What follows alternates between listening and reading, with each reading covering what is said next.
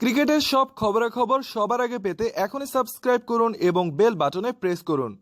চলছে বাংলাদেশ নিউজিল্যান্ডের মধ্যকার 3 ম্যাচ ওয়ানডে সিরিজ। এরই মধ্যে শেষ হয়ে গেছে সিরিজের প্রথম 2 ওয়ানডে। কিউইদের বিপক্ষে সিরিজ শুরুর আগ মুহূর্তে দল থেকে ছিটকে গেলেন বিশ্বসেরা অলরাউন্ডার সাকিব আল হাসান। বিপিএল এর ফাইনালে আঙুলে চোট পেয়েছেন তিনি, যার ফলে জাতীয় দলের হয়ে নিউজিল্যান্ড সফরে যেতে পারেননি সাকিব আল হাসান।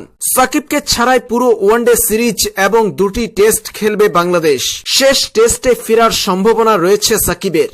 এদিকে ইন্ডিয়ান প্রিমিয়ার লিগ আইপিএল এর এবারের আসর শুরু হবে 19 মার্চ থেকে। আইপিএল খেলতে মোস্তাফিজকে বাধা দিলেও এই টুর্নামেন্ট সাকিব আল হাসান খেলবেন কিনা তা ছেড়ে দেওয়া হয়েছে সাকিবের উপরেই। মোস্তাফিজকে খেলতে বাধা দিয়েছে বিসিবি, কিন্তু সাকিব খেলবেন কিনা এই সিদ্ধান্ত ছেড়ে দেওয়া হয়েছে সাকিবের উপরেই, এমনটা জানিয়েছেন বিসিবি প্রধান নাজমুল হাসান পাপন। এ প্রসঙ্গে তিনি বলেন, বিশ্বকাপকে মাথায় রেখে আমরা সিদ্ধান্ত নিয়েছি মোস্তাফিজকে আইপিএল খেলতে দেয়া হবে না। সাকিবকে নিয়েও কথা হচ্ছে, তবে এখন দেখতে হবে সে কি চায়, কারণ সে আইপিএল খেলতে খুবই আগ্রহী।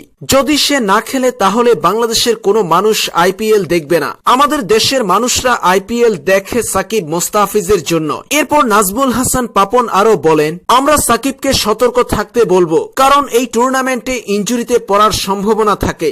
সবচেয়ে খারাপ ব্যাপার হবে যদি সে আইপিএল এর কারণে ইনজুরিতে পড়ে বিশ্বকাপ মিস করে। তাই আমি তাকে সতর্ক থাকতে বলবো এবং আমার বিশ্বাস সে সতর্ক আছে।